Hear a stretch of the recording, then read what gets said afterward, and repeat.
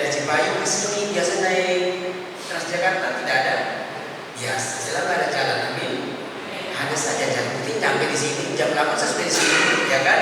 Nah, artinya tidak ada hal yang perlu ditakutkan. Segala sesuatu dalam rencana Tuhan, seperti lagu tadi yang indah, selalu rencana Tuhan bagi kehidupan orang-orang percaya. Amin. Puji Tuhan. Terima kasih proses yang memberkati.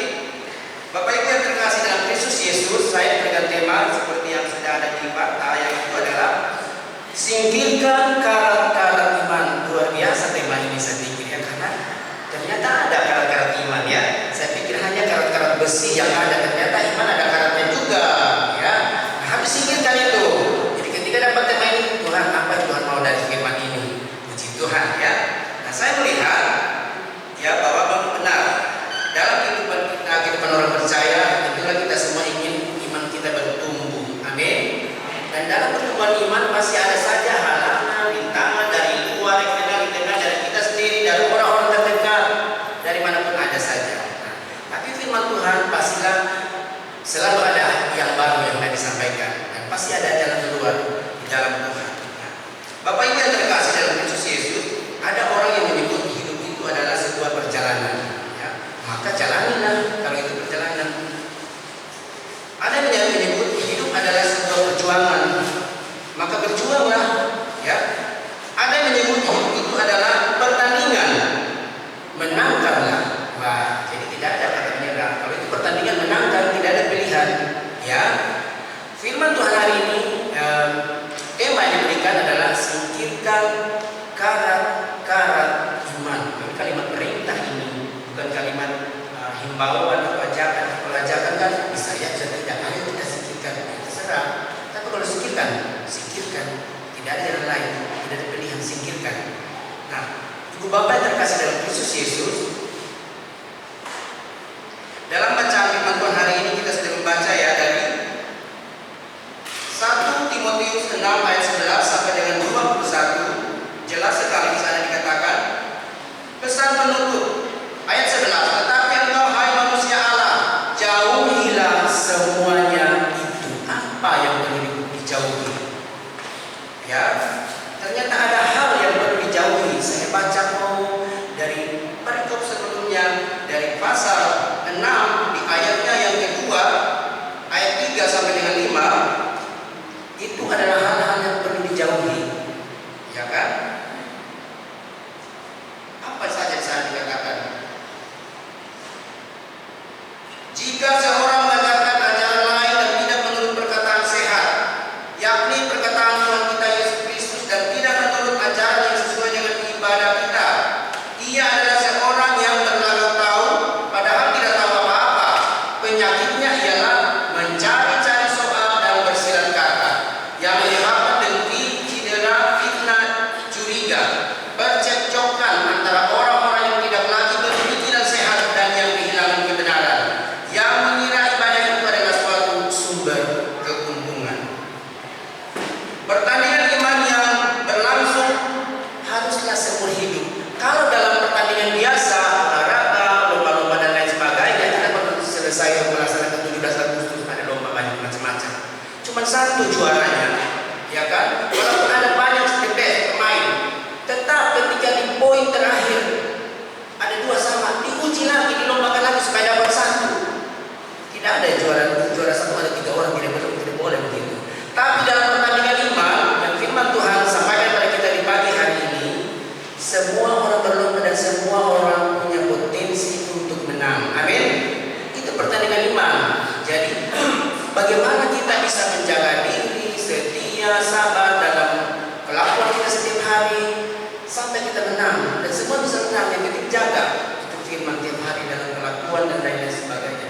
Itu baru pertandingan iman. Jadi pertandingan iman itu bukan cuma sekali seperti lomba-lomba biasa, sekali doang seperti temporal. Enggak. Seumur hidup sampai kita dipanggil Tuhan baru selesai. Selama kita hidup itu kita dalam pertandingan iman, dan semuanya punya potensi untuk menang. Itu baru pertandingan iman. Jadi lawan utama dalam pertandingan itu adalah diri kita, bukan orang lain. Karena kita yang bertanding tiap hari, mau ada orang lain, iman terus bertumbuh. Bagaimana caranya? Jadi diri kita, ya. Bapak Ibu yang sang juara dalam pertandingan iman adalah bisa saja semua orang, dan hadiahnya adalah dikatakan tadi, ya. Tetapi engkau hai manusia Allah, jauhilah semua itu, kejarlah keadilan, ibadah, kesetiaan, kasih, kesabaran dan kelembutan. Bertandinglah dalam pertandingan iman yang benar dan rebutlah hidup yang kekal. Ternyata hadiahnya adalah hidup yang kekal, kemenangan sejati, hidup yang kekal. Kita bertahan, kita setia dalam Tuhan, melaksanakan firman-Nya, apapun tantangan-tantangan dalam diri kita, dari orang lain, kalau kita terus setia, kita mendapatkan hidup yang kekal. Itu baru pertandingan iman. Jadi bukan karena tergantung orang lain. Bisa saja tergantung orang lain kalau kita ikutin maunya dia, jangan ya. Nah, firman Tuhan di pagi hari ini jelas sekali bahwa hadiah pertandingan iman bukanlah tentang kekayaan, kesuksesan, atau pengakuan manusia, ya. Selama kita ada di dunia ini, kita terus dalam pertandingan iman. Jadi pertandingan iman itu setiap hari. Mau ada orang lain yang lihat, mau tidak, tetap kita tetap dalam pertandingan iman, ya. Selama kita dalam dunia, selama itu juga Tuhan menuntut kita akan menaati, menuruti firman-Nya, perintahnya, kehendaknya. Yang mana itu? Apa itu saja? Apa saja perintah-perintah Tuhan itu? Ini dia perintah Tuhan. Kejadian sampai baca di sana perintah Tuhan jelas. Kalau kita tidak pernah baca firman, ya tidak tahu perintah Tuhan. Dari mana perintah Tuhan? Dari Quran, bukan? Ini dia firman-Nya. Jadi baca firman supaya tahu perintah-perintahnya. Kita tidak akan tahu perintah firman Tuhan kalau kita tidak pernah, apalagi bersekutu tidak, berdoa tidak, membaca firman tidak. Bagaimana kita tahu firman Tuhan, perintahnya? Bacalah kita, ya. Jadi jelas. Seperti kita ada yang sudah jelas, baca saja firman. Ya. Itu saya lakukan tiap hari. Apa kita bisa lakukan? Mau di mana pun selalu saya bawa Alkitab, saya baca. Mau di rumah, di mana, di liburan saya bawa Alkitab. Karena saya tahu dari situlah kekuatan saya. Pagi-pagi saya baca, itu saya baca lagi firman apa Tuhan kehendak hari ini. Karena itu di situ perintahnya. Berarti kalau perintah ada sesuatu yang larangan yang tidak boleh disampaikan. Dari firman Tuhan ini kita tahu, ya. Bapak Ibu yang terkasih dalam Kristus Yesus, ada 3 hal yang akan saya sampaikan pada pagi hari ini sehubungan dengan singkirkan karat-karat iman. Tadi saya sudah jelaskan, ternyata iman ada karatnya juga. Saya mengajar di sekolah dasar, sekolah SD Taruna Harapan Bangsa di Mabes, ya, SD, SMP dan SMA. Di kelas 3 itu ada pelajaran topiknya tentang daur ulang. Kelas 3 udah tahu daur ulang. Apa itu daur ulang?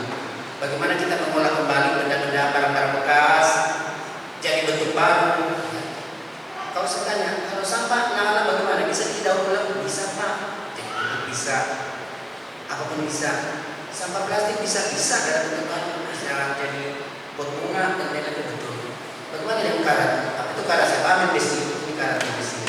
Bisa nggak jadi? Nggak bisa pakai itu. Berarti apa yang dibuang Pak? Disingkirkan. Wah, anak-anak aja tahu karat itu nggak ada gunanya.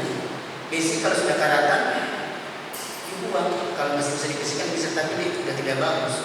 Laku, diganti. Nah, firman Tuhan pagi hari ini temanya singkirkan karat-karat iman. Ya. Jadi saya cari firman itu di mana itu? Apa itu maksudnya karat-karat iman? Nah, itu tadi yang saya baca, ya. Penyakitnya ialah mencari-cari soal. Nah, ini dia penyakitnya. Karat-karat iman itu mencari-cari soal. Apa itu mencari-cari soal? Bukan soal ujian, bukan cari-cari soal. Bukan soal ujian matematika, bukan itu, ya. Mencari-cari soal artinya suka dengan berbantahan yang tidak sehat, ya kan? Suka dengan berbantahan yang tidak sehat itu orang yang mencari-cari soal.